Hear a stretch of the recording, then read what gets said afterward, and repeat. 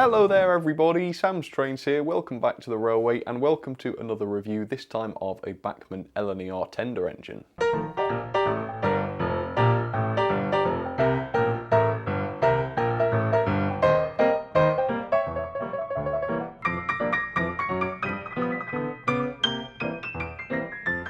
So today I'm going to be looking at one of Bachmann's most expensive 060 tender engines. It is this, the ex-LNER Robinson Class J11. Now this is interesting because it's one of the very few Bachmann locos I have that actually came DCC fitted from the factory. So the RRP that I could find for this on Bachmann's website was £149.95, although that is the LNER black version, a slightly different version to this, and it's not 100% clear whether or not that version is DCC fitted as well. For £149.95 I would certainly hope so, because that's actually more than I paid for my Hornby J36, which not only was DCC fitted, but it was also fully die-cast, fully lined, and also equipped with TTS sound. So as I say, very, very expensive model. Luckily, it's not that expensive from the retailers. I found this for a lot less, brand new, £116, which of course is a lot better, but it's still quite expensive. So as I say, yeah, one of the most expensive, but is it one of the best? Well, that much I don't know yet, so we're going to find that out today. So let me know, what do you think? Is it going to be good or is it not? Let's see your prediction. I don't know right now. I think I'm going to hold out and wait and see what this is like. If it's fully die-cast, if it's got loads of features, a fantastic mechanism, then just maybe it will be worth the money. But let's find out. Let's get this out and see together. So yes, very exciting stuff. This will be the first Class J11 that I've ever owned, and looking at it just through the front of the box there, yeah, it does look like it's going to be really smart. So looking forward to seeing what this is like.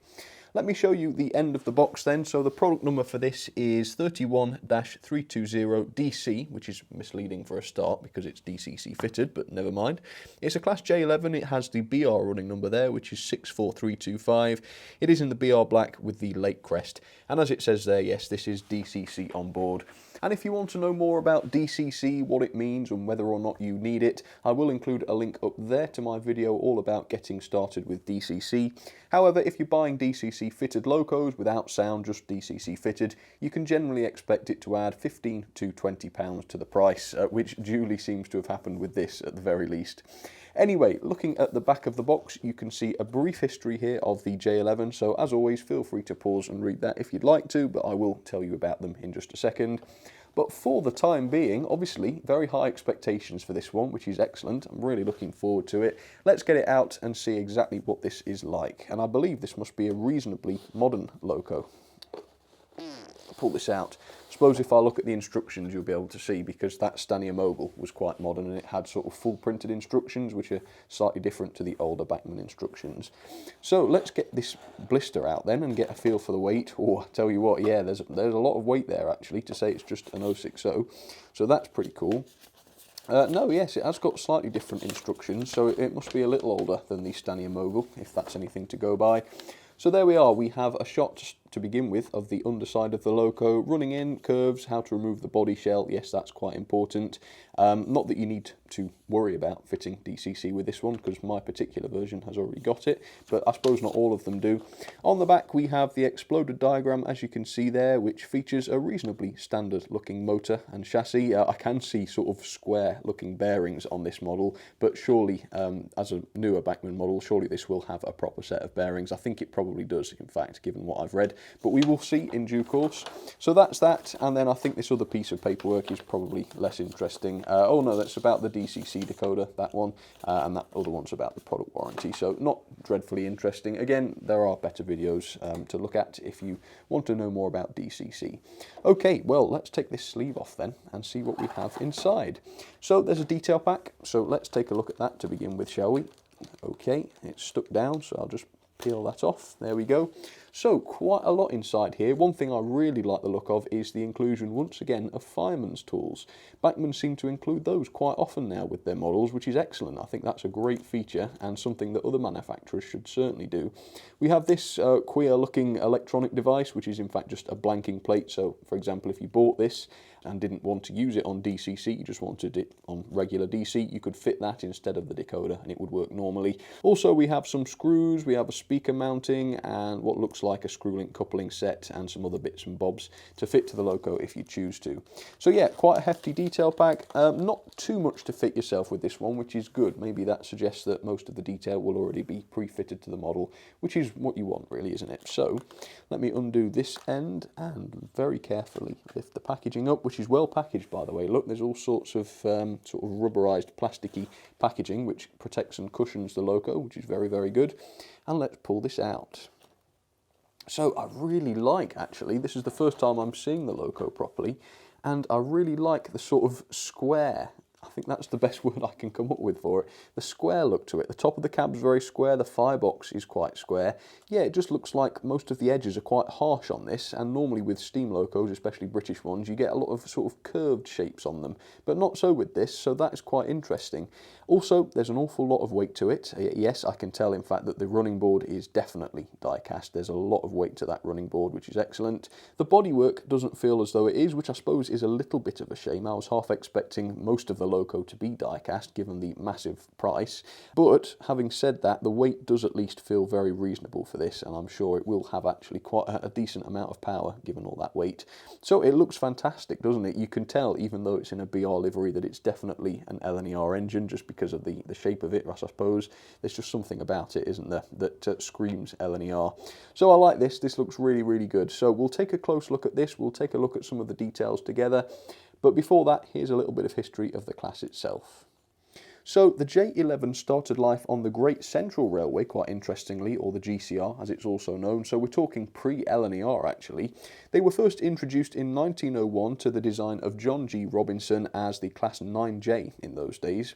The class itself was a development of an earlier GCR 9D design of locomotive, and overall they were much larger than the older design. They had an increased boiler size, a longer firebox and a larger wheelbase. The 9J was intended mainly for freight work, although they were often used on passenger services as time went on as well. In 1923, of course, the class fell into LNER ownership, where they were reclassified as J11s for the first time, as we now know them. They also had a minor subclass due to some differences, I think, as well in the design.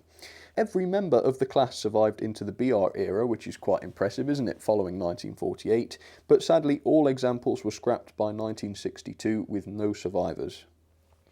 So there is the J11 up close for you, and yeah, it looks superb, doesn't it? I must say I'm a big fan of this already. And I would go as far as to say the level of detail does at least befit a loco with such a hefty price tag. Whether or not it absolutely justifies all that money, I'm not 100% convinced, because obviously the livery is relatively basic on this, and that's been true with every other version I've seen of this. But as I say, the level of detail seems to be very, very good. There's lots of nice features. There's no obvious corners that I can see have been cut. And so, provided the mechanism is all right, he says hesitantly, I think we've got a decent loco on our hands here, if slightly overpriced. But don't forget that the decoder is probably included in that price as well, which, as I say, can account for 15 to 20 pounds of it. So yeah, reasonably pleased with this. This isn't too bad at all. So let's take a close look and see what this is like. We'll start with some of the painted details, even though there's not a great many of them. We have what I think is the builder's plate over the centre splasher there, or on the centre splasher. I'll try and get a close-up of that so we can see what it says. It appears to be legible though, so that's good, obviously. Then on the side of the cab we have the running number, which again is very nicely applied, 64325, which is good. The smoke box door also has the running number and the shed code on it, which is good. And on there, incidentally, we also have the separately fitted lamp iron, I assume is separately fitted, and the smoke box dart, which is only partially separately fitted. You can see the back part there is just a part of the moulding, which does show. However, I think that's the only shortcut, in inverted commas, I can see with this, so that's not too bad, is it? The buffer beam is separately painted as well into the red, as you can see, and while we're looking at that, yes, we do have the vacuum pipe pre-fitted on there, which is nice, and we have buffers which are sprung, which again is another nice sign that no expense has been spared, which again helps to justify that massive price tag. Inside the cab you can see there is some painted detail as well, in fact quite a lot of painted detail, really quite a nice cab there. You can see there are gauges on the dial, which is a good way to gauge the detail level of the cab, which is good. The floor, while it doesn't have the wood panelling effect, does have a slightly different colour painted onto it, which I assume must be prototypical, so that's good. No tender full plate or anything on the loco, but there is one on the tender. So again, I'm assuming that's probably prototypical. Either that or it was just easier or made more sense to do it that way. But yeah, that's good as well. The level of detail then, both moulded and separately fitted, seems pretty good on here as well. Of course, we've got lots of handrails, not just the one that goes along the side of the boiler there, as you can see, but also ones on the side of the cab, the back of the cab, and also the tender as well, which we'll get onto in just a second. In terms of whistles and safety valves, you can see in front of the cab here, we do have metal safety valves, which are separately fitted. That's a really nice feature. I think I'd be grumbling if they'd fitted plastic ones, but they haven't, so that's good. And even the whistle, as fine a little piece as it is still die-cast, I believe, on top of the cab there, which is very good to see. And just below the whistle, you can see that we've also got nice glazed windows, which are really well done too. The running board is very, very thick and die-cast, as I say, which is excellent. Onto there we have some nice details, as you can see, including lampines, which have been incorporated onto the running board there, which is very good to see. And between the frames, if you look very, very carefully, you can see the valve gear there. It's not just a flat surface with no detail on it. We have got a representation of the valves between the frames, which is really, really nice to see. None of it's painted or anything like that, but it does just catch the eye when you look at the loco from above, which really makes a big difference. So it's looking fantastic, isn't it? Over the other side we have a separately fitted reversing rod as well, which is quite nice. I think that is just plastic, but it looks the part, doesn't it? Yeah, there's just a bit of quality about this, isn't there, which I'm really pleased to see. There's no sort of ugly seam lines on the boiler. I think the seam is underneath, just, yeah, on the lower section of it, but it's really nicely disguised. You can't really see it. The wheel set looks good. As you can see, the axles are all blanked out, and the coupling rods are nice and fine as well. Yeah, it just looks good, doesn't it? It's quite a basic loco as far as livery and paintwork is concerned, but Bachmann have done a really good job with this, I reckon, so that's great to see. The tender is quite nicely done as well. You can see we have the BR Lake crest on the side, which, as always, is nicely applied. The underframe is well detailed as well, and by the way, this model does have all of the brake rigging pre-fitted, which is really nice. Again, that's all absorbed into the RRP of the model, which is excellent. The coal load in the top is a very tall coal load. Obviously, whoever filled this tender was quite generous. But yeah, this is a die-cast piece, so that gives the tender quite a lot of weight, and it is removable as well, and if you were to remove it, you would see that there is detail underneath there.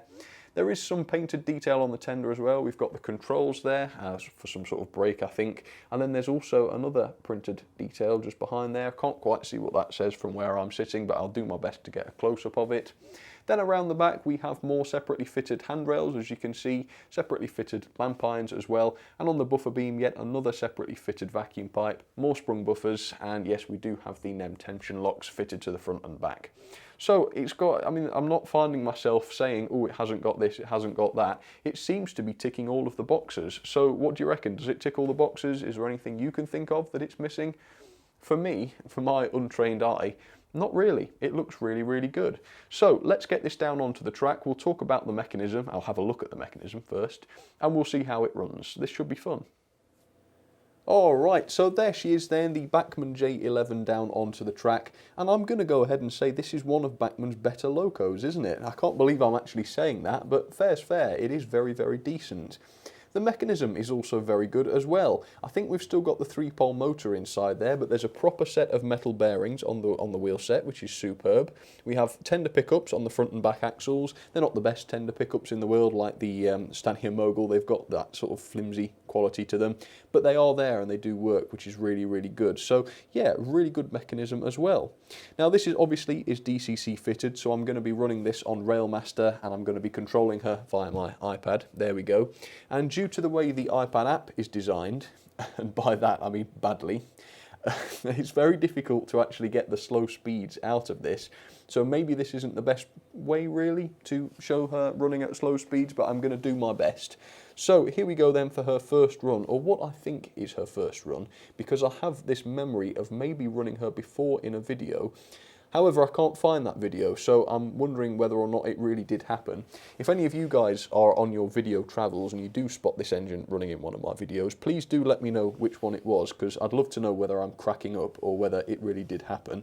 Anyway, let's get this started then. I'm going to set her to a shunt speed, which I've set to 5 miles an hour, and we'll see how slow it is. Okay, let's try. Ooh, okay. So yeah, not dreadfully slow. I'm going to see if I can get her to go any slower then. However, at that speed, as you can see, she does seem to be reasonably smooth, which is good. There is a bit of a crunching noise coming from her. Well, it's not crunching, more a grinding noise, which is not really a worry because she does run well, but yeah, it's just an observation. Oh, no, that's even faster. That was 7. I'm going to try and get it to 3 or something like that. Oh, that was 5 again. No. Right, I'm going to set this manually then, see if I can get it onto 3. Right. That's 3. Oh, that's good. So I used the PC mouse for that and managed to get it up onto 3. That is very good. Look at that, that's fine, isn't it? That's really, really good and slow. On DCC too. Yeah, that's great. Right, well, let's just set that forwards again then. There we go. Yeah, that is really good. I'm actually very impressed with that. That's excellent. I'd love to know actually how it runs on straight DC, but obviously that would involve de-chipping her, which would not be fun. So let's get her back again. Let's have a little bit more running forwards and back. Yeah, as you can tell, that's very impressive. That's a good performer, that. No, forwards. Yeah, the other thing about Railmaster is that it decides whether or not it's going to listen to you. Yes. Although I suppose that could be a network issue, to be fair. Right, a bit faster then. Let's get her... Oh, blimey. Let's get her running in and see how she gets on.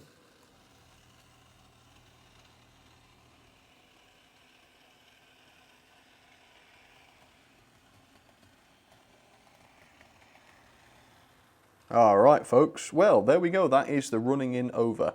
I've got to say, it's quite noisy. It is really quite distractingly noisy. However, it does seem to perform perfectly. So let me know in the poll. If you've got one of these, is yours noisy as well? I'd like to know whether it's just mine. I don't know why that would be. But as I say, it runs really, really, really nicely. So I've tested the pulling power and it came in at 0.28 newtons, which interestingly is exactly the same pulling power that the Bachmann Midland 3F, yes, I think that's right, also had, so it's exactly the same. So Bachmann are very consistent, it seems. And that's only 0.02 newtons away from the pulling power of the Hornby Thompson 01, which is a review that I might or might not have already put out yet, depending on whether it's been released. Either way, let's get this loco to haul a bit of a goods train then. That's what it was designed to do. So as you can see, I've got some box vans, a bit of a mixed freight train there, as well as an LNER brake van on the back. So let's get this coupled to the train if possible and see how it handles it. It must also be said that she's not quite as smooth backwards as she is forwards, which is interesting. But yeah, and it's not like detrimentally so or anything like that. Also, I realised quite early on that the acceleration and deceleration on this was far, far too dramatic. In fact, it was set to 0, which meant that you would just get flat out speed as soon as you set the speed on the controller. So I've changed those to about 3, so you should get a bit more acceleration time and deceleration time rather than it just stopping dead or starting flat out. So with that, let's set this to about 10 miles an hour. Oh, I suppose that was still quite the acceleration though. And there she goes, looking very good. And then on the middle line I have what I think is possibly my favourite train that I've put together in quite a while. It's something that I've not thought of doing before, but of course it's got to be done. It is the Oxford Dean Goods in the khaki sort of sandy coloured livery with the ambulance train coaches. And many people say that that would have been a better choice of loco for that set anyway, so that's really cool. And then on the inside line I have a more northern region or LNER region 060 tender engine, and it is of course the J15, which is very lovely. So see which other 060s you can spot. They're all old-timey ones except one, which is a lot more modern. So if you spot which one that is, let me know down in the comments. For now then, let's catch up with the J11 and see how it's getting on with its goods train.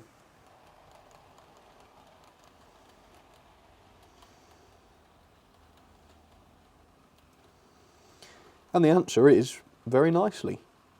She looks fantastic. I'm going to have to try with coaches because apparently they did that at some point in their lives as well. But with a goods train, she looks very, very smart. And there is something to be said for plain black tender engines, isn't there? Especially when they're quite elegant like this one is. And yeah, it just looks great going along, doesn't it? I like this. Yeah, it's a bit expensive for the money, but overall I am actually really pleased with that. It's lovely. Man, what an ambulance train that is. It looks superb, that.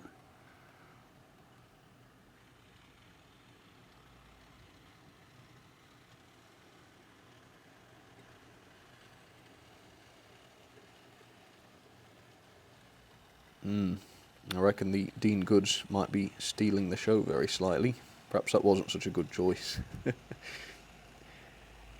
no, this is good. As I say, I think one of Bachmann's best. It's really quite decent. I'm going to have to try and run it a bit more often. Alongside my other DCC engines, of course. That Dean Goods just runs so nicely, doesn't it?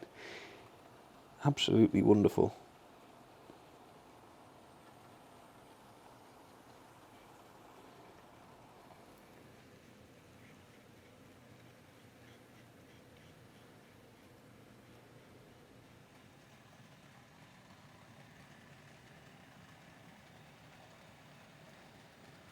Alright, so here are some of my ratings for the actually very lovely Bachmann J11.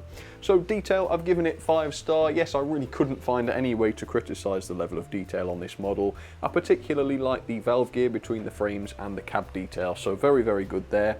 Performance, similarly, is very, very good. It's very strong, it's very smooth. It is a little bit noisy, but I don't think that's bad enough to warrant knocking off a star, so still 5-star on performance. The mechanism is pretty good. I've only given this a 4-star because I would rather them have 5-pole motors and slightly better tender pickups. But apart from that, it's not a big complaint, no real complaint at all really with this model, so 4-star, very well deserved. The quality is also very, very good. There's quite a lot of die cast. The loco consequently is very, very heavy. The mechanism has got high quality as well. It's a decently built model as well. I can't really fault it. So 5-star on the quality. Value then for £149.95, even if that does include the DCC decoder. I think that's quite a lot of money for this, given how simple the livery is. However, you do get what you pay for in that you get decent quality and good level of detail. So I've given it 3-star, middle of the road, not terrible, but not super, super amazing either. It's just okay. Overall then, that is a very decent score of 8.78 out of 10. Into the ranking she goes. There we go, 10th, just above the Oxford Adams radial tank and below the Thompson 01.